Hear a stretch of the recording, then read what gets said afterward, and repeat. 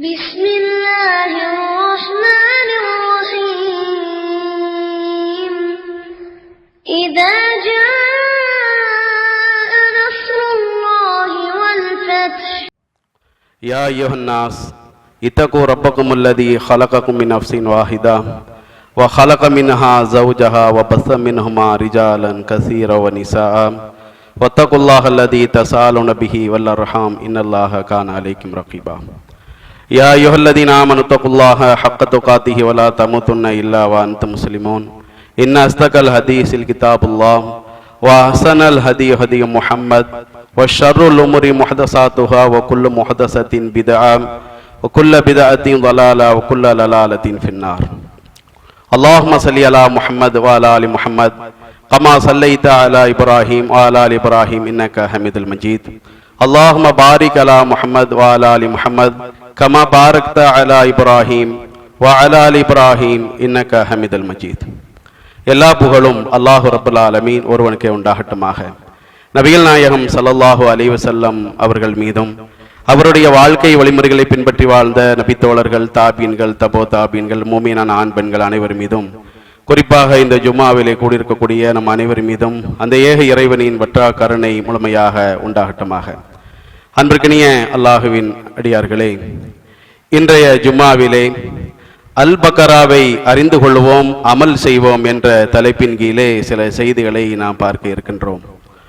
திருமறை குர்ஆனுடைய மிகப்பெரிய அத்தியாயமாக திகழக்கூடிய இந்த சூரா என்பது, அதிலே சொல்லப்படுகின்ற சில வசனங்கள் மிகப்பெரிய வசனங்கள் என்பதையும் நாம் ஒவ்வொருவரும் அறிந்து வைத்திருக்கின்றோம். இந்த சூறாவை அறிந்து கொள்வதனுடைய அவசியம் என்னவென்று சொன்னால், திருமறை குர்ஆனிலேயே மிகப்பெரிய அத்தியாயமாக இருக்கக்கூடிய இந்த சூறாவானது அதை வாழ்க்கையிலே கடைபிடிக்கின்ற நேரத்தில் கிடைக்கின்ற உலக நன்மைகளும் மறும நன்மைகளும் ஏராளமாக இதிலே சொல்லப்படுகின்றது. பொதுவாகவே இந்த சூறாவை நாம் தெரிந்து கொள்வதனுடைய முக்கிய காரணம் என்னவென்று சொன்னால், ஷைத்தானிடமிருந்து பாதுகாவல் பெறக்கூடிய ஒரு வாய்ப்பை அல்லாஹ் இந்த ஒரு சூறாவிலே வைத்திருக்கின்றான். மனிதனுடைய வாழ்க்கையிலே எவ்வளவோ பொருளாதாரங்கள் சம்பாதிக்கின்றார்கள், ஆனால் கிடைக்கின்ற பொருளாதாரத்தில் பரக்கத்தில்லை என்று சொன்னால், வயிறு நிரம்ப உண்ட பிறகும் உண்ணாதவனை போல் என்று அல்லாஹ்வுடைய தூதர் குறிப்பிட்டார்களே, அப்படி இருக்கின்ற ஒரு நிலையை பரக்கத் இல்லாத ஒரு நிலையாக மாறுவதை பார்க்கின்ற நேரத்தில், பொருளாதாரத்திலே நம்முடைய வாழ்க்கையில் ஒரு பரக்கத் வேண்டும் என்று சொன்னால் அப்பொழுதும் இந்த சூறாவை ஓதுவதன் மூலமாக நமக்கு கிடைப்பதாக அல்லாஹ்வுடைய தூதர் சொல்லி காட்டுகின்றார்கள். அதே போல மனிதனுடைய வாழ்க்கையில் எவ்வளவோ கோரிக்கைகள், தேவைகள் இருக்கின்ற நேரத்தில் இந்த சூறாவினுடைய சில ஆயத்துக்களை ஓதி அல்லாஹ்விடத்தில் அந்த கோரிக்கையை முன்வைப்போம் என்று சொன்னால் அல்லாஹு தஆலா அதை நிறைவேற்றுகிறான் என்கின்ற ஒரு அடிப்படையும் அல்லாஹ்வுடைய தூதர் சொல்லித் தருகின்றார்கள். அதே போல நாளை மறுமையிலே இந்த சூறாவை ஓதி வருவதன் மூலமாக நமக்கு இது மறுமையிலே பரிந்துரை செய்யக்கூடிய அளவிற்கு, அந்த நாளில் யாரும் யாருக்கும் உதவ முடியாத அந்த நாளில் பிள்ளையோ தாயோ தந்தையோ சொந்த பந்தங்களோ நம்மோடு பழகிய சகோதரர்களோ யாருடைய உதவியுமே கிடைக்காது. ஆனால் இந்த சூறாவை ஒருவர் ஓதுவார் என்று சொன்னால் அது இறைவனிடத்தில் வந்து பரிந்துரை செய்யக்கூடிய அளவிற்கான சிறப்புகள் சொல்லப்படுகின்றது. எல்லாவற்றையும் மேலாக ஒவ்வொரு நாளும் இந்த சூறாவினுடைய சில ஆயத்துக்களை ஓதுவதன் மூலமாக சுவனம் உறுதி செய்யப்படுகின்றது என்கின்ற ஒரு நற்செய்தியும் இதிலே சொல்லப்படுகின்றது. கடைசியாக ஒரு மனிதன் இரவிலே படுக்கைக்கு செல்லுகின்ற பொழுது ஷைத்தானுடைய வினை இல்லாமல் வானவருடைய பாதுகாப்போடு தூங்கி எழுந்து அந்த காலை கடமை, காலை வணக்கத்தை நிறைவேற்றக்கூடிய வாய்ப்பாக, இப்படி பல்வேறு விதமான அம்சங்களை கொண்ட ஒரு சூறாவாக இந்த சூறா திகழ்கின்றது. அதனால்தான் இந்த சூறாவை அறிந்து கொள்வதனுடைய அவசியத்தையும் அதை அமல் செய்ய வேண்டிய முக்கியத்துவத்தையும் நாம் இந்த உரையிலே பார்க்க இருக்கின்றோம்.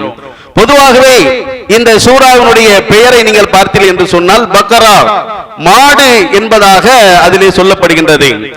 இந்த சூறாவில் ஒரு மாட்டினுடைய பின்னணியில் ஒரு சம்பவம் நடைபெறுகின்றது.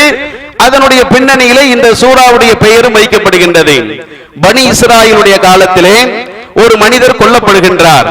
கொன்னவருடைய அந்த கொன்றவன் யார் என்பதை கண்டுபிடிப்பதற்காக அல்லாஹ் என்ன செய்கின்றான், ஒரு மாட்டை அறுக்க சொல்லுகின்றான். இன்னல்லாஹ யஅமுருக்கும் அன் ததுபஹு பக்கராம் என்று அந்த மக்களுக்கு கட்டளை இருக்கின்றான். அந்த மாடு எப்படி இருக்க வேண்டும் என்பன போன்ற பல்வேறு விதமான பேச்சுவார்த்தைகளுக்கு பின்னால் ஒரு மாடு அறுக்கப்படுகின்றது. அதனுடைய ஒரு இறைச்சி துண்டை எடுத்து இறந்தவருடைய அந்த அவர் மேலே போட்டவுடன் கொன்றவன் யார் என்று சொல்லி முடிக்கின்ற ஒரு அதிசயமான ஒரு விதிவிலக்கான ஒரு சம்பவத்தினுடைய பின்னணியிலே இந்த சூரானுடைய பெயர் இருக்கிறதையும் நம்மால் பார்க்க முடிகின்றது. அதே போல மனிதனுடைய வாழ்க்கையிலே வெளியில வேலைக்கு நாம் செல்கின்றோம், பல்வேறு விதமான டென்ஷன்கள், பிரச்சனைகள். நாம் ஓய்வெடுப்பதற்காக நம்முடைய வீடுகளிலே ஒதுங்குகின்ற பொழுது வீட்டிலும் நிம்மதி இல்லை என்று சொன்னால் அப்ப எவ்வளவு பெரிய ஒரு சிக்கலா இருக்கும். எவ்வளவுதான் வெளியே சிரமப்பட்டாலும் கஷ்டப்பட்டாலும் பொருளாதாரத்தை தேடி பல சிரமங்களை மேற்கொண்டாலும் கொஞ்ச நேரம் ஓய்வெடுப்பதற்காக நாம் ஒதுங்குகின்ற இடத்தில் அங்கேயும் பிரச்சனை, அங்கேயும் ஓடக்கூடிய ஒரு நிலை ஏற்படுகிறது என்று சொன்னால் எவ்வளவு பெரிய ஒரு மனச்சங்கடத்துக்கு ஆளாகும். அப்படி வீடுகளில் கூட பிரச்சனை ஏற்படுவதற்கு காரணம் என்ன? ஷைத்தானுடைய தூண்டுதல். அல்லாஹ்வுடைய தூதர் ஸல்லல்லாஹு அலைஹி வஸல்லம் அவர்கள் அதற்கு ஒரு அற்புதமான வழியை சொல்லி தருகின்றார்கள். லா தஜஅலு புயூத்தக்கும் மகாபிர, உங்களுடைய வீடுகளை நீங்கள் மன்னர்களாக ஆக்கி விடாதீர்கள். அல்லாஹ்வுடைய தூதர் சொல்லுகின்றார்கள், இன்ன ஷைத்தான யன்ஃபிரு மினல் பைத்தில்லதி துக்ரவு ஃபீஹி சூரத்துல் பக்கரா, யாருடைய வீட்டிலே சூரத்துல் பக்கரா ஓதப்படுகின்றதோ ஷைத்தான் விரண்டு ஓடுகிறான் என்பதாக அல்லாஹ்வுடைய தூதர் நமக்கு சொல்லி காட்டுகின்றார்கள். ஏன் ஷைத்தான் வீட்டிலே இருப்பான் என்று சொன்னால் பகமை ஏற்படுத்துவான், சண்டை ஏற்படுத்துவான், கோபத்தை ஏற்படுத்துவான், மனைவிக்கு மத்தியில் பிரச்சனை ஏற்படுத்துவான், வறுமையை தூண்டுவான், தீமையை செய்வதற்கு முற்படுவான். இப்படி ஏராளமான அந்த காரியத்திலிருந்து ஒரு குடும்பத்திலே ஒரு மனிதனுக்கு நிம்மதி பெற வேண்டும் என்று சொன்னால் இந்த சூரா ஓதப்பட வேண்டும் என்பதாக அல்லாஹ்வுடைய தூதர் நமக்கு என்ன செய்கின்றார்கள்? அற்புதமான வழியை, ஷைத்தானை விரட்டுவதற்கான ஒரு வழியாக நமக்கு சுட்டி காட்டுகின்றார்கள். அப்படி அவனுடைய அந்த தொந்தரவு இல்லை என்று சொன்னால் ஒரு நிம்மதிக்குரிய, இறை நினைவுக்குரிய, அல்லாஹ்வை திக்ர் செய்யக்கூடிய ஒரு வீடாக நம்முடைய வீடு மாற வேண்டும் என்று சொன்னால் இந்த சூரா ஓதப்பட வேண்டும் என்கின்ற அறிவுரையை அல்லாஹ்வுடைய தூதர் சொல்லி காட்டுகின்றார்கள்.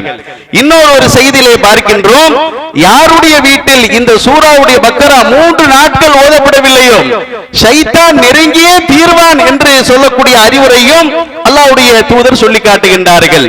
நபிகள் நாயகம் ஸல்லல்லாஹு அலைஹி வஸல்லம் அவங்க சொல்றாங்க, அல்லாஹ் தஆலா இந்த வான பூமி எல்லாம் படைப்பதற்கு 2000 ஆண்டுகளுக்கு முன்னால் அல்லாஹ் ஒரு வேதத்தை ஒன்று எழுதினான்.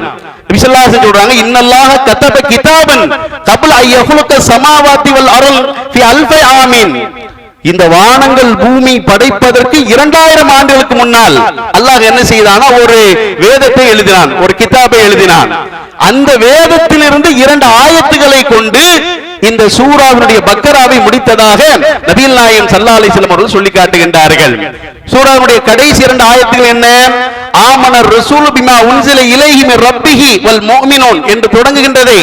அதே போல லா யுகல்லிஃபுல்லாஹு நஃப்ஸன் இல்லா உஸ்ஸாஹா, இந்த 2 ஆயத்துகளையும் அல்லாஹ் அதை கொண்டு முடித்ததாக நபிகள் நாயகம் ஸல்லல்லாஹு அலைஹி வஸல்லம் அவர்கள் சொல்லிவிட்டு வலா யக்ரானி ஃபீ தாரி ஸலாசி லயாலின், யாருடைய வீட்டில் 3 நாட்கள் இந்த சூரா ஓதப்படவில்லையோ ஃபயக்ரபுஹ ஷைத்தான், ஷைத்தான் நெருங்கியே தீர்வான் என்கின்ற ஒரு செய்தியும் அல்லாஹ்வுடைய தூதர் சொல்லி காட்டுகின்றார்கள். அப்ப நம்முடைய வீடுகளில் இந்த சூராவினுடைய பக்கராவை ஓதுவதனுடைய அவசியம் எந்த அளவிற்கு முக்கியமானது என்பதை அல்லாஹ்வுடைய தூதர் நமக்கு சுட்டி காட்டுகின்றார்கள். அதே போல நபிகள் நாயகம் ஸல்லல்லாஹு அலைஹி வஸல்லம் அவர்கள் இந்த சூராவை ஓதுவதன் வழியாக உங்களுக்கு எவ்வளவு பெரிய நன்மைகள் கிடைப்பதை பட்டியல் போடுகின்ற பொழுது நபி ஸல்லல்லாஹு அலைஹி வஸல்லம் அவர்கள் சொல்கின்றார்கள், இக்ரவு குர்ஆன், நீங்கள் குர்ஆனை ஓதி வாருங்கள், ஃபஇன்னஹு யஅதி யௌமல் கியாமா ஷஃபியன் லி அஸ்ஹாபிஹி, நாளை மறுமையிலே அந்த குர்ஆன் உங்களுக்கு என்ன செய்யும்? பரிந்துரை செய்வதற்காக வரும் என்று அல்லாஹ்வுடைய தூதர் சொல்லுகின்றார்கள். மீண்டும் சொல்லுகின்றார்கள், இக்ரவு ஸஹ்ரவைன், 2 பூக்களை, 2 மலர்களை நீங்கள் ஓதி வாருங்கள். என்ன 2 மலர்கள்? அல் பக்ரத வ சூரத் ஆல் இம்ரான், சூரா ஆல் இம்ரானையும் சூரா பக்கராவையும் இந்த இரண்டு மலர்களை யார் ஓதி வருகின்றார்களோ இன்னஹுமா தஅத்தியானி யௌமல் கியாமா, கியாமத் நாளிலே அது வரும். கஅன்னஹுமா கமாமத்தான் அவ் கஅன்னஹுமா கயாயத்தான், இரண்டு மேக கூட்டங்களாக, இரண்டு பறவை கூட்டங்களாக உங்களுக்கு அது வந்து அல்லாஹ்விடத்தில் பரிந்துரை செய்யுமாம். நாளை மறுமையில் வந்து இந்த சூறாக்களை ஓதுவதன் மூலமாக ஒரு மேக கூட்டமாக, பறவை கூட்டமாக அது அல்லாஹ்விடத்திலே பரிந்துரை செய்யக்கூடிய ஒரு வாய்ப்பை நமக்கு இது பெற்றுத் தருகிறது என்று சொன்னால், மறுமையிலே இறைவனுடைய அனுமதி இல்லாமல் யாராவது பேச முடியுமா? அப்படிப்பட்ட நாளில் இந்த குர்ஆனை ஒருவர் ஓதி அதை வாழ்க்கையில கடைபிடிப்பார் என்று சொன்னால் தனக்காக அது பரிந்துரை செய்யும். இறைவா, என்னை இவன் ஓதினான், கடைபிடித்தான், நடைமுறைப்படுத்தினான், மக்களுக்கு எடுத்து சொன்னான் என்பது போன்ற ஒட்டுமொத்த செய்திகளும் நாளை மறுமையிலே அவனுக்கு பரிந்துரையாக அமையும் என்பதை அல்லாஹ்வுடைய தூதர் சொல்லி காட்டுகின்றார்கள். சொல்லிவிட்டு சொல்லுகின்றார்கள், இக்ரவு சூரத்துல் பக்கரா, சூரத்துல் பக்கராவை ஓதி வாருங்கள். ஃபஇன்ன அஹதஹா, அதை எடுத்துக்கொள்வது பரக்கா, உங்களுக்கு பரக்கத் என்று அல்லாஹ்வுடைய தூதர் சொன்னார்கள். பரக்கத் என்று சொன்னால் அதை எடுத்துக்கொள்வது, அதிலே சொல்லப்படுகின்ற கட்டளைகளை பின்பற்றுவது, பிறருக்கு எடுத்துச் சொல்வது, இப்படி போன்ற விஷயத்தில் ஒரு மனிதனுடைய வாழ்க்கையில் பரக்கத்தாக இருக்குது என்று நபிகள் நாயகம் ஸல்லல்லாஹு அலைஹி வஸல்லம் அவர்கள் சொல்லிவிட்டு வ தரக்கஹா ஹஸரா, யார் அதை விட்டு விடுகின்றார்களோ அவன் நஷ்டமடைந்தவனை போன்று. ஏன்னா இந்த பரக்கத்தெல்லாம் கிடைக்காது இல்லையா? சூரா பக்கராவை ஒருவன் ஓதவில்லை என்று சொன்னால் இந்த சிறப்பு எல்லாம் அவனுக்கு கிடைக்காது என்று சொல்லக்கூடிய வகையில் அல்லாஹ்வுடைய தூதருடைய அறிவுரையை பார்க்கின்றோம். இதையெல்லாம் நாம் எதற்காக குறிப்பிடுகிறோம் என்று சொன்னால், இந்த சூறாவை அறிந்து கொண்டு அதை அமல் செய்வதன் வழியாக உலகத்திலும் சரி மறுமையிலும் சரி ஏராளமான நன்மைகளை நம்மால் பெற்றுக்கொள்ள முடியும் என்கின்ற ஒரு அறிவுரையை அல்லாஹ்வுடைய தூதர் சொல்லி காட்டுகின்றார்கள். அதே போல பாருங்க, இந்த சூறாவிலே ஒரு ஆயத் ஒன்று இருக்கின்றது, எல்லோருக்கும் தெரிந்த ஆயத், ஆயத்துல் குர்சி என்று சொல்வார்கள். முன்னாடி எல்லாம் இந்த ஆயத்துல் குர்சி எல்லாம் ஒரு 10-15 வருடங்களுக்கு முன்னால் நம்ம பார்த்தோம் சொன்னா எல்லா இடங்களையும் ஒரு சின்ன அட்டைகளாக, ரமலானுடைய மாதத்துல கூட அந்த ரமலானை சம்பந்தமான அட்டைகள் போடுவார்களே, அதற்கு பின்னால் இதையும் சேர்த்து வச்சிருப்பாங்க அந்த ஆயத்துல் குர்சியை. அல்லாஹு லா இலாஹ இல்லாஹுவல் ஹய்யுல் கய்யூம் லா தாகுதுஹு சினத்து வலா நௌம் லஹு மா ஃபிஸ் ஸமாவாதி வ மா ஃபில் அர்த் மன் தல்லதி யஸ்பஹு இன்தஹு இல்லா பிஇذنஹி யஅலமு மா பைன ஐதீஹிம் வ மா கல்ஃபஹும் வலா யுஹீதுன பிஷைஇன் மின் இல்மி இல்லா பிமா ஷாஅ வஸிய குர்சி ஸமாவாதி வல் அர்த் வலா யஊதுஹு ஹிஃப்லுஹுமா வ ஹுவல் அலீயுல் அலீம் என்று சொல்லக்கூடிய இந்த ஆயத்து, இந்த ஆயத்துகள் எல்லாம் ஒரு முன்னாடி இருக்கக்கூடியவர்கள் எல்லாம் பரிச்சயமாக வைத்திருக்கக்கூடிய நிலையில் இன்றைக்கு பெரும்பாலான மக்கள் இந்த ஆயத்தை கூட என்ன செய்திருக்கின்றார்கள், மனனம் செய்யாத ஒரு நிலையில் இதை ஓதுவதனுடைய சிறப்பை அல்லாஹ்வுடைய தூதர் நமக்கு சுட்டி காட்டுகின்றார்கள். இந்த ஆயத்தில் வந்து சொல்லப்படுகின்ற விஷயம் என்ன? ஏகத்துவ கொள்கையை, அல்லாஹ்வுடைய அந்த ஒரு பலவீனமற்ற தன்மையை, அல்லாஹ்வுடைய அந்த அரிஷுடைய விஷயத்தை, மறுமையில அல்லாஹ்வை தவிர வேறு யாரும் அவன் அனுமதித்தாலே தவிர பேச முடியாது என்கின்ற ஒட்டுமொத்த ஏகத்துவத்தினுடைய சுருக்கமான விஷயத்தை அல்லாஹ் இதிலே சொல்லி காண்பிக்கின்றான். அல்லாஹு லா இலாஹ இல்லாஹுவல் ஹய்யுல் கய்யூம், வணக்கத்திற்குரியவன் அல்லாஹ்வை தவிர வேறு யாரும் இல்லை, அவன் என்றென்றும் உயிரோடு இருப்பவன். லா தாகுதுஹு சினத்து வலா நௌம், அவனுக்கு சிறு தூக்கமோ பெருந்தூக்கமோ, தூக்கங்களுக்கு அப்பால் பட்டவன், பலவீனங்களுக்கு அப்பால் பட்டவன்.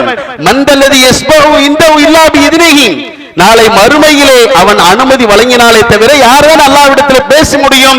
வஸிய குர்சியு ஸமாவாதி வல் அர்த், அவருடைய அந்த அரிசி என்பது வான பூமிகளை எல்லாம் உள்ளடக்கக்கூடிய வகையிலே அமைந்திருக்கும் என்கின்ற பிரம்மாண்டத்தை உள்ளடக்கக்கூடிய ஒரு ஆயத்தாக அல்லாஹ்வுடைய தூதர் செய்கின்றார்கள். இந்த ஆயத்துல் குர்சியை நமக்கு சொல்லி காட்டுகின்றார்கள். ஒட்டுமொத்த குர்ஆனிலேயே மகத்துவமிக்க ஒரு ஆயத்து ஒன்று இருக்குது என்று சொன்னால் அது இந்த ஆயத்துல் குர்சி என்பதாக நபிகள் நாயகம் ஸல்லல்லாஹு அலைஹி வஸல்லம் அவர்கள் சுட்டி காட்டுகின்றார்கள். அபுல் முந்திர் என்று சொல்லக்கூடிய ஒரு நபி தோழர், அல்லாஹ்வுடைய தூதர் அவரிடத்தில் கேட்கிறாங்க, ஒட்டுமொத்த குர்ஆனிலேயே மகத்துவமான ஆயத்து எது என்று உனக்கு தெரியுமா அப்படின்னு கேட்கிறாங்க.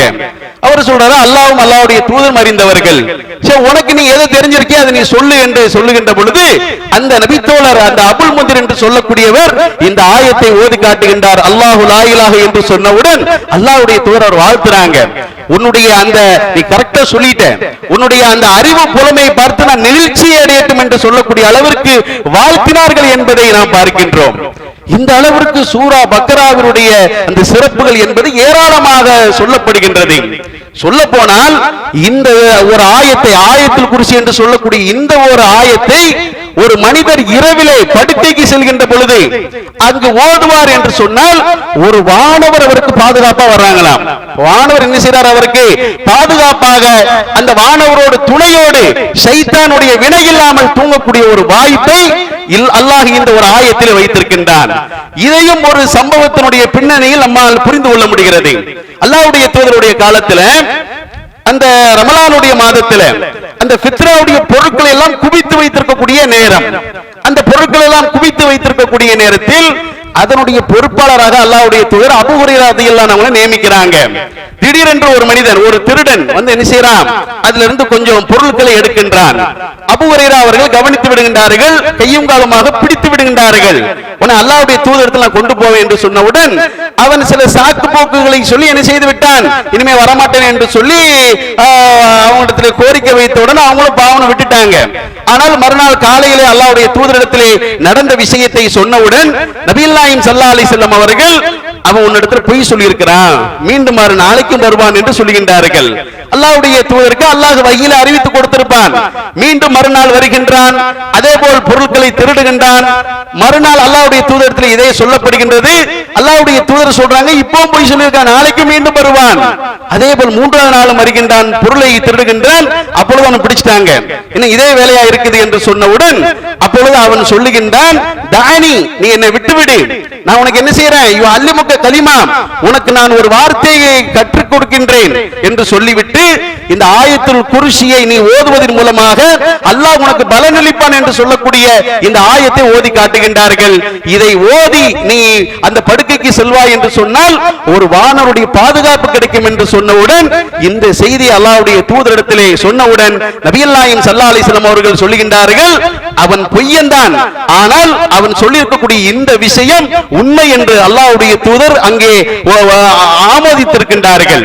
அப்ப பாருங்க, இரவுல இந்த ஆயத்துல் குர்சியை ஒருவர் ஓதக்கூடிய நேரத்தில் இது ஒரு வானருடைய பாதுகாப்பு கிடைக்கிறது என்று சொன்னால் ஒரு காலையில எழுவதற்கு ஷைத்தானுடைய தீண்டுதல் இல்லாத ஒரு நிலை ஏற்படுதா இல்லையா?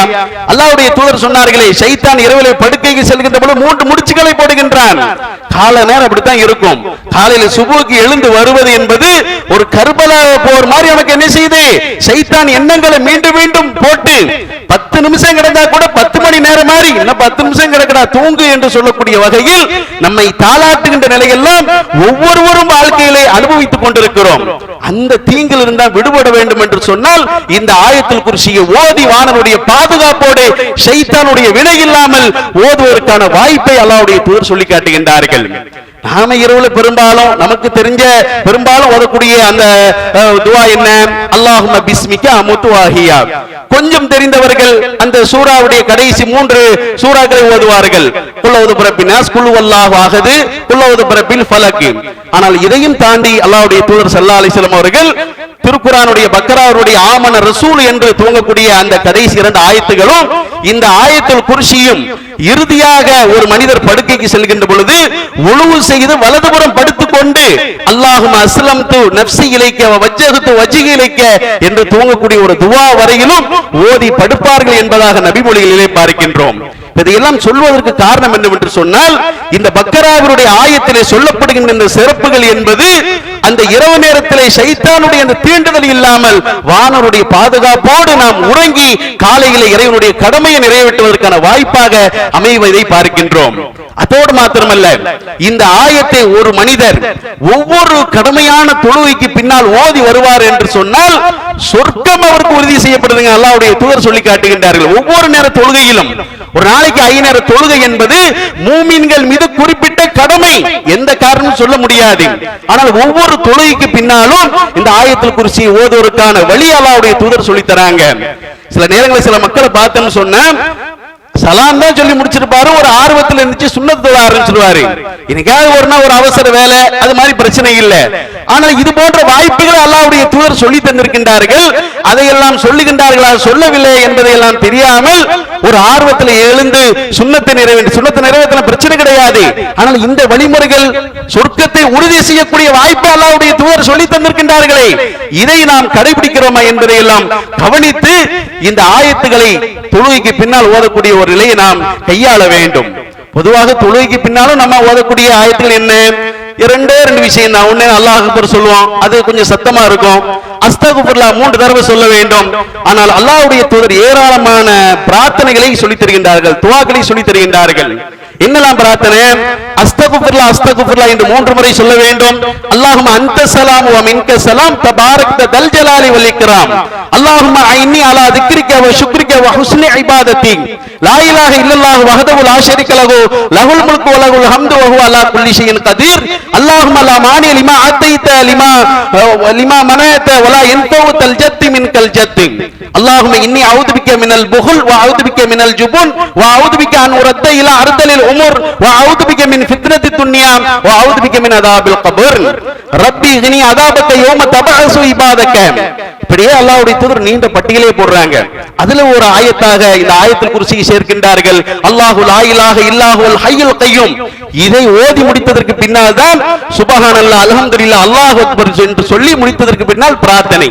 இத்தனை விஷயங்களும் தொழுகைக்கு பின்னால் கடைபிடிக்க வேண்டிய விஷயமாக அல்லாஹ்வுடைய தூதர் சொல்லி காட்டுகின்றார்கள்.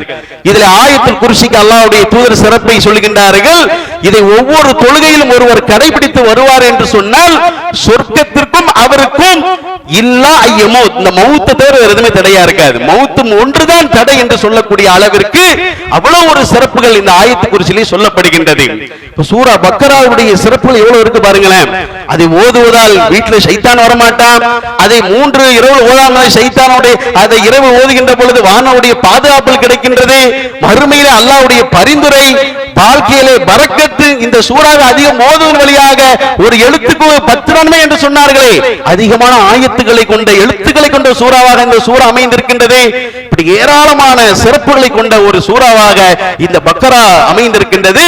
எனவேதான் இந்த சூறாவை நாம் அறிந்து கொண்டு அதை நடைமுறைப்படுத்துவதற்கான ஒரு முயற்சி மேற்கொள்ள வேண்டும் என்பதையும் இந்த நேரத்தில் நாம் புரிந்து கொள்ள வேண்டும். அதே போல பார்க்கின்றோம், இந்த சூறாவிலே சொல்லப்படுகின்ற அந்த கடைசி 2 ஆயத்துகள் இருக்கின்றது. ரொம்ப ஒரு முக்கியமான ஒரு ஆயத்தாக கவனிக்கப்படுகின்றது. அல்லாஹ்வுடைய தூதர் ஸல்லல்லாஹு அலைஹி வஸல்லம் அவர்கள் ஒரு நாள் வானவர் ஜிப்ரீல் அலைஹிஸ்ஸலாம் அவர் கூட இருந்துகிட்டு இருக்கிறாங்க. திடீரென்று வானத்திலே ஒரு கதவு ஒன்று திறக்கப்படுகின்றது. நபிகள் நாயகம் ஸல்லல்லாஹு அலைஹி வஸல்லம் இடத்திலே ஜிப்ரீல் அலைஹிஸ்ஸலாம் சொல்றாங்க, இந்த கதவு இந்த வானபூமி படைக்கப்பட்ட நாள்ல இருந்து இதுவரைக்கும் திறக்கப்பட்டதே இல்லை, இன்னைக்கு தான் அந்த கதவு திறக்குது. அந்த கதவை திறந்து ஒரு வானவர் ஒருவர் வருகின்றார். இவரும் வானபூமி படைக்கப்பட்ட நாளிலிருந்து இதுவரைக்கும் வந்ததே கிடையாது, இப்பதான் அவர் புதுசா வராரு. வந்து அவர் என்ன செய்கின்றார், அல்லாஹ்வுடைய தூதரிடத்திலே அபிஷேர் நற்செய்தியை பெற்றுக் கொள்ளுங்கள் என்று சொல்லிவிட்டு 2 ஒளிகள் சம்பந்தமாக அல்லாஹ்வுடைய தூதரிடத்திலே நற்செய்தி சொல்றாங்க. 2 ஒளிகள் என்ன? அந்த திருக்குர்ஆனுடைய அந்த பக்கராவுடைய கடைசி 2 ஆயத்துகளும் அதே போல சூரத்துல் ஃபாத்திஹாவும். யார் இதை ஓதி அல்லாஹ்விடத்திலே தன்னுடைய கோரிக்கையை வைப்பார்களோ அல்லாஹ் அதை நிறைவேற்றுகிறான் என்று சொல்லக்கூடிய நற்செய்தியை அந்த வானவர் வந்து சொல்லிட்டு போறாரு. ஏன்? இந்த சூறாவினுடைய இந்த ஆயத்தினுடைய பொருள் நீங்க எடுத்து படிச்சு பார்த்தீர்கள் என்று சொன்னால் இறைவனிடத்திலே அந்த கோரிக்கை வைக்கக்கூடிய அனைத்து அம்சங்களும் இந்த ஆயத்திலே இருக்கின்றது. சூரத்துல் ஃபாத்திஹா நமக்கு தெரியும், இய்யாக நஅபுது வ இய்யாக நஸ்தஈன். உன்னையே வணங்குகின்றோம், உன்னிடமே உதவி தேடுகின்றோம், எங்களை நீ நேர்வழியில் செலுத்துவாயாக. நீ அது எப்படிப்பட்ட பாதை? உன்னுடைய கோபத்துக்கு ஆளாத ஒரு பாதை என்றெல்லாம் ஒவ்வொரு தொழுகையிலே கேட்கின்றோம். அதே போலதான் ஆமன ரசூல் என்று சொல்லக்கூடிய அந்த ஒரு ஆயத்திலையும் இறுதியாக கேட்கின்ற விஷயமும் அதுதான், லா யுகல்லிஃபுல்லாஹு நஃப்ஸன் இல்லா உஸாஹா. என்னுடைய சக்திக்கு மீறி என்ன செய்ய எங்களை சிரமப்படுத்திராத. நாங்கள் தவறு செய்தாலோ நாங்கள் அறியாமல் செய்தாலோ அந்த குற்றங்களை நீ பிடித்து விடாதே, எங்களுடைய முன்னோர்களுக்கு ஏற்பட்ட சுமையை போல் எங்கள் மீது நீ சுமத்தி விடாதே என்று சொல்லக்கூடிய கோரிக்கைகள் அடங்கிய ஆயத்துக்களாக இந்த சூரத்துல் ஃபாத்திஹாவும் இந்த 2 ஆயத்துகளும் இருக்கின்றது. அதனால தான் அல்லாஹ்வுடைய தூதர் ஸல்லல்லாஹு அலைஹி வஸல்லம் அவர்கள் நற்செய்தியை பெற்றுக் கொள்ளுங்கள் என்று சொல்லி ஒரு தகவலை நபிகள் நாயகம் ஸல்லல்லாஹு அலைஹி வஸல்லம் அவர்களிடத்திலே சொல்லி காட்டுகின்றார்கள். இப்படி ஒவ்வொரு சிறப்புகளாக நாம் பார்க்கின்ற பொழுது இந்த சூறாவை ஒரு மனிதர் அறிந்து அதை வாழ்க்கையிலே கடைபிடிக்கக்கூடிய அவசியம் முக்கியத்துவம் நமக்கு தெரிகின்றது. எனவே இந்த சூறாவை ஒரு மனிதர் வீட்டில் மாத்திரமல்ல எல்லா நேரங்களிலும் அதிலே சொல்லப்படுகின்ற ஆயத்துகள் கடைபிடிப்போம் என்று சொன்னால் மறுமையிலே அவருக்கு மிகப்பெரிய ஒரு பலன் அளிக்கக்கூடிய, உலகத்திலும் நமக்கு பரக்கத்தை வழங்கக்கூடிய ஒரு சூறாவாக இருக்கின்றது. எனவே அதை நாம் அறிந்து அதை அமல் செய்வதற்கான ஒரு முயற்சியை மேற்கொள்ள வேண்டும். அல்லாஹு தஆலா அப்படிப்பட்ட வாய்ப்பை உங்களுக்கும் எனக்கும் தருவானாக. வாஹிர் தஅவானா அல்ஹம்துலில்லாஹி ரப்பில் ஆலமீன். அஸ்ஸலாமு அலைக்கும். அல்ஹம்துலில்லாஹி ரப்பில் ஆலமீன் ஸலாத்து வஸ்ஸலாமு அலா ரசூலிஹி வ அலா ஆலிஹி வ அஸ்ஹாபி அஜ்மஈன் அம்மா பாத். அன்பிற்கினிய அல்லாஹ்வின் அடியார்களே, சூரா பக்கராவை அறிந்து கொள்வதனுடைய அவசியத்தை முதலாவது உரையிலே நாம் பார்த்தோம். ஆனால் இந்த மார்க்கத்தை பொறுத்த அளவிலே செய்திகளை அறிந்து கொள்வதால் மாத்திரம் நாம் நன்மைகளை அடைந்து கொள்ள முடியாது. அதை வாழ்க்கையிலே நடைமுறைப்படுத்த வேண்டும், அதை செயலாற்ற வேண்டும் என்கின்ற ஒரு அறிவுரையும் வணக்கம் தொடர்பாக நபிகள் நாயகம் ஸல்லல்லாஹு அலைஹி வஸல்லம் அவர்கள் நமக்கு சொல்லித் தருகின்றார்கள். எல்லா வணக்க வழிபாடுகள் நீங்க கவனிங்க. அல்லாஹ்வுடைய தூதர் ரமலான் சம்பந்தமாக நமக்கு சொல்லுகின்றார்கள், மன் சாம ரமலானன் ஈமானுன் வஹ்திசாபன் குஃப்ர லஹு மா தகத்தம மின் தம்பிஹி. யார் நம்பிக்கை கொண்டு நன்மை எதிர்பார்த்து ரமலான் மாதத்தில் நோன்பு வைக்கின்றார்களோ அவருடைய முந்தைய பாவங்கள் மன்னிக்கப்படுகின்றது. நம்பிக்கையும் வேண்டும், அதை எதிர்பார்த்து அந்த அமல் செய்வதற்கான செயல் வடிவமும் வேண்டும்.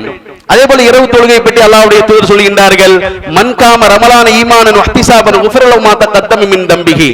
யார் நன்மை எதிர்பார்த்து இரவு நேர தொழுகை நிறைவேற்றுகின்றார்களோ, நன்மை எதிர்பார்த்து அந்த செயலை செய்கின்றார்களோ அவருடைய முந்தைய பாவங்கள் மன்னிக்கப்படுகின்றது. இப்படி வணக்க வழிபாடுகள் தொடர்பாக மார்க்கம் சொல்லக்கூடிய முக்கியமான அறிவுரை, அதை தெரிந்து கொள்வது மாத்திரமல்ல, அதை வாழ்க்கையில கொண்டு வர வேண்டும் என்கின்ற கூடுதலான அறிவுரைகளும் சொல்லப்படுகின்றது. தெரிந்து வைத்திருக்க மாத்திரம் ஒரு மனிதனுக்கு அவசியம் என்று சொன்னால் அல்லாஹ் நமக்கு என்ன செய்ய மாட்டான், இதை சேர்த்து சொல்ல மாட்டான். நம்மை விட அதிகமாக தெரிந்தவருடைய ஒரு சம்பவம் கூட நமக்கு திருக்குர்ஆனில் அல்லாஹ் உதாரணமாக காட்டுகின்றான். மஸலுல்லதீன ஹும்மிலு தௌராத்த சும்மலம் யஹ்மிலுஹா கமஸலில் ஹிமாரி யஹ்மிலு அஸ்பாரா. வேதக்காரர்களை பற்றி அல்லாஹ் பேசுகின்றான். அவர்கள் அதிகமாக அறிந்து வைத்திருந்தார்கள், தெரிந்து வைத்திருந்தார்கள், ஆனா ஒன்னும் பிரயோஜனம் கிடையாது. ஒரு கழுதை மேல் இருக்கக்கூடிய அந்த பொதி சுமைக்கு சமம் என்று அல்லாஹ் என்ன செய்கின்றான், திருக்குர்ஆனிலே உதாரணத்தை சுட்டி காண்பித்து தெரிஞ்சு வச்சிருக்க மாத்திரம் அது என்ன கிடையாது, சரி கிடையாது. அதனுடைய அமல் ஒரு மனிதனுடைய வாழ்க்கையில் இருக்க வேண்டும் என்கின்ற ஒரு அறிவுரையும் இந்த ஆயத்தின் மூலம் நமக்கு சொல்லப்படுகின்றது. அப்ப தெரிந்து கொள்வது ஒரு பெரிய விஷயம் கிடையாது. இத்தனை விஷயங்கள் நமக்கு தெரியுது, சூரத்துல் பக்கரா அதிகம் ஓதுகின்றோம் என்பதோடு சேர்த்து அதை வாழ்க்கையிலே அமலாக கொண்டு வருகின்ற பொழுது நமக்கு என்ன செய்யுது, முழுமையான இந்த சிறப்புகள் நாம் அடைய முடியும் என்பதை நாம் புரிந்தவர்களாக இறுதியாக ஒரே ஒரு சம்பவம். அல்லாஹ்வுடைய தூதருடைய காலத்துல ஒரு மனிதர் என்ன செய்றாரு, கிறிஸ்தவத்திலிருந்து இஸ்லாத்தை தழுவுகின்றார். அவருக்கு அல்லாஹ் வழங்கியிருக்கக்கூடிய அந்த பாக்கியம் ஆரம்பத்தில் என்ன, திருக்குர்ஆனை எழுதுவதற்கான வாய்ப்பை அல்லாஹ் கொடுத்திருந்தான். நபிகள் நாயகம் ஸல்லல்லாஹு அலைஹி வஸல்லம் அவருக்கு திருக்குர்ஆன் இறங்குகின்றதே, அதை எழுதுவதற்கான வாய்ப்பை பெற்றிருந்தார். சூரத்துல் பக்கரா, சூரத்துல் ஆல் இம்ரான் இதையெல்லாம் எழுதக்கூடிய காத்திபுல் வஹி என்று சொல்வார்கள், குர்ஆனுடைய வஹி எழுதக்கூடிய ஒரு வாய்ப்பை பெற்றிருந்தார். அதை எழுதுவது மாத்திரமல்ல, அதை மனனம் செய்து வைத்திருந்தார்.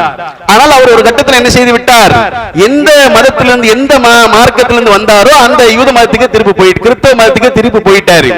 போனதற்கு பின்னால் அவர் எப்படியான பிரச்சனைகளை கிளப்பி விட்டார் என்று சொன்னால், இந்த முகமதுக்கு நான் சொல்லிக் கொடுத்த தவிர வேறு எதுவுமே தெரியாது என்று சொல்லி ஃபித்னாவை கிளப்ப ஆரம்பிச்சிட்டாரு. அல்லாஹ்வுடைய தூதருக்கு படிக்கவும் தெரியாது, பார்த்து எழுதவும் தெரியாது. வஹி வரும், அதை எழுதுவதற்கான வேலையை அவருக்கு கொடுத்திருந்தார்கள். இதை அவர் பயன்படுத்திக் கொண்டு என்ன செய்து விட்டார், நான் என்ன சொல்றேனோ அது தவிர எதுவுமே தெரியாது என்று ஃபித்னாக்களை கிளப்பி விட்டார். ஒரு கட்டத்தில் அவருக்கு அல்லாஹ் மரணத்தை கொடுக்கின்றான். அந்த சமூக மக்கள் என்ன செய்யறாங்க, அவரை கொண்டு போய் ஒரு ஆழமான குழியை தோண்டி புதைக்கிறாங்க. புதைத்தால் அந்த பூமியில் இருக்கக்கூடிய அந்த பூமி என்ன செய்து அவரை புதைத்த இடத்துல இருந்து வெளியே துப்பிடுது, தூக்கி மேல போட்டுருது. சம்பந்தப்பட்டவங்க என்ன நினைப்பாங்க, இவர் இஸ்லாத்துல இருந்து நம்ம மதத்தை நோக்கி திருப்பி வந்ததன் காரணமாகத்தான் இவங்க செஞ்ச வேலையாத்தான் இருக்கும், முகமதுடைய ஆட்களும் தான் இந்த வேலையை பார்த்திருப்பாங்க என்று சொல்லி மறுநாள் அதைவிட ஒரு ஆழமான ஒரு குழியை தோண்டி மீண்டும் அதிலே உள்ளே அடக்குகின்றார்கள். மறுநாள் வந்து பாக்குறாங்க, பூமி தூக்கி வெளியே போட்டுருச்சு. மூன்றாவது நாள் என்ன செய்யறாங்க, ரெண்டாவது நாள் அடக்கிட்டு போறாங்க.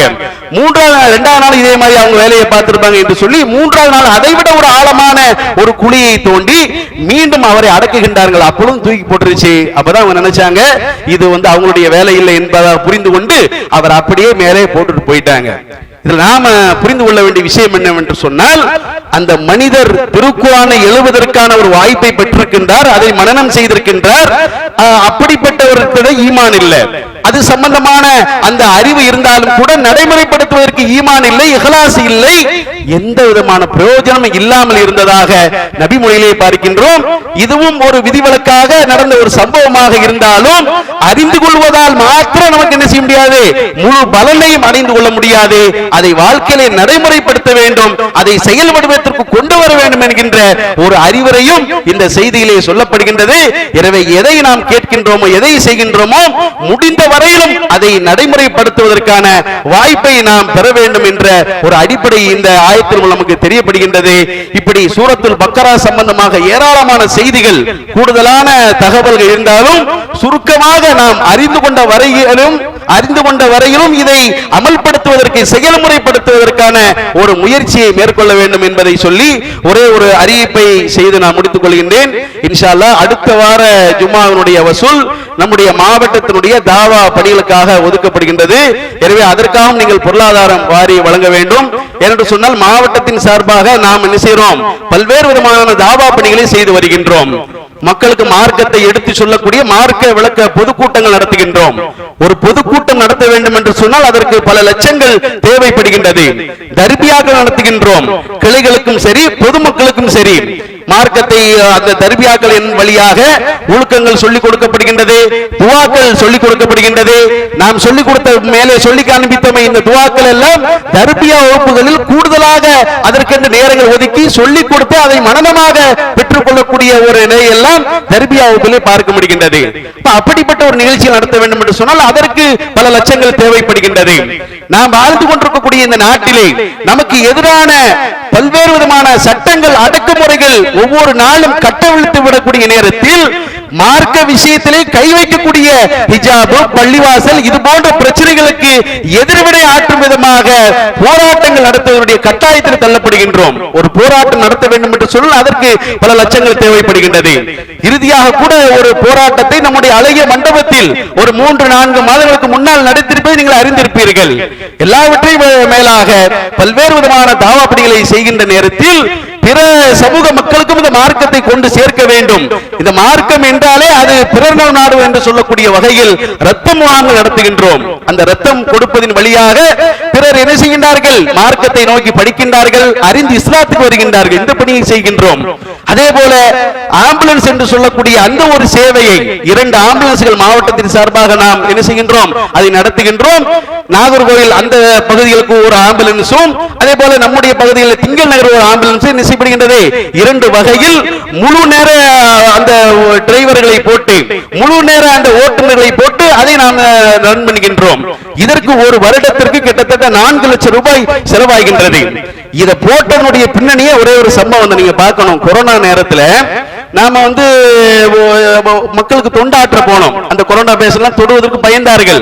ஒரு ஆஸ்பத்திரி கூட கூட்டு போக மாட்டாங்க. நாம அந்த நேரத்தில் நாகர்கோவில் ஒருத்தர் ஒரு கொரோனா பேஷண்ட், அவர் ஒரு ஆம்புலன்ஸ்ல அங்க இருந்து வசந்த ஹாஸ்பிட்டல் ஏத்திட்டு போறோம். ஒரு 1/2 கிலோமீட்டருக்கு அதிகபட்சம் 1 கிலோமீட்டர் இருக்கும். அவன் போட்ட பில்லு எவ்வளவு தெரியுமா, 3000 ரூபாய் போட்டான். நாம அந்த டயத்துல தான் இந்த ஆம்புலன்ஸ் 2ஐயும் நம்ம இறக்கணும். மக்களுக்கு சொல்லி இவ்வளவு அநியாயமா வாங்குறானே, ஒரு 500 3000 ரூபாய் 1 கிலோமீட்டர் கூட இருக்கிறாரு. கொரோனா பேஷண்ட் ஒரே காரணத்துக்காக உடனே நம்ம ஆம்புலன்ஸ் போட்டு இன்றைய ஒரு 4-5-6 ஆண்டுகளாக அதை நாம் என்ன செய்யறோம், மக்களுக்கு பல்வேறு வகையில் உதவக்கூடிய வகையில் அதனுடைய தேவைகள் நம்முடைய சமுதாயத்துக்கும் சரி பிற மக்களுக்கும் உதவக்கூடிய வகையில் அதை நாம் செய்யணும். இது தாவா, எல்லாமே நமக்கு தாவா நோக்கம் தான். இது அல்லாமல் பல்வேறு விதமான தாவா பணிகள் மாவட்டம் சார்பாக செய்யப்படுகின்றது. பள்ளிவாசல் என்ற அறிவிப்பு செய்தால் அதற்கு அதிகமாக ஒத்துழைப்பு தருகின்ற மக்கள் மாவட்ட இது மாதிரி தாவா பணிகள் சம்பந்தமாக சொல்லுகின்ற பொழுது கொஞ்சம் ஒரு சுடக்கத்தை நம்மால் பார்க்க முடிகின்றது. இந்த பணிகளும் நிரந்தர நன்மைகளை பெற்றுத் தரக்கூடிய பணி என்பதை நீங்கள் உணர்ந்தவர்களாக அடுத்த வார ஜும்மாவுடைய அந்த வசூலை அதிகமாக வாரி வழங்கி இந்த நன்மைகளை பங்கெடுக்குமாறு கேட்டுக்கொள்கிறேன். ஆகிர் தாவன் அல்ஹம்துலில்லாஹி ரப்பில் ஆலமீன். அஸ்ஸலாமு அலைக்கும் வரஹ்மத்துல்லாஹி வபரகாத்துஹு.